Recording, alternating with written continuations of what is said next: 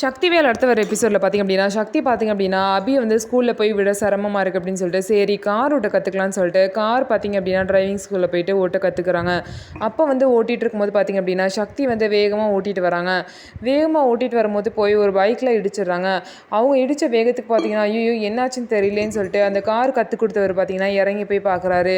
அந்த பைக்கில் வந்தவர் வேறு யாரும் இல்லை, வேலு தான் வந்திருப்பார். வேலு பார்த்திங்க அப்படின்னா என்னையா இவ்வளோ வேகமாக ஓட்டிட்டு அசால்ட்டாக வந்து கேட்குறேன்னு சொல்லிட்டு அவரை போட்டு அடிப்பார்.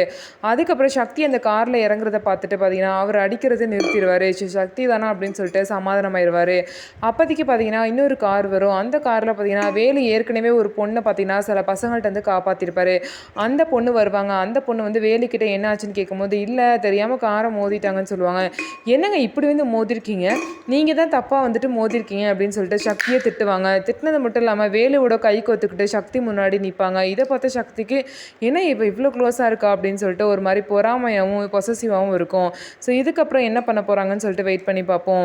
நம்ம வீடியோ உங்களுக்கு பிடிச்சிருந்தா நம்ம வீடியோவை லைக் பண்ணிக்கோங்க. மறக்காமல் நம்மளோட சேனலை சப்ஸ்கிரைப் பண்ணிவிட்டு பாருங்கள்.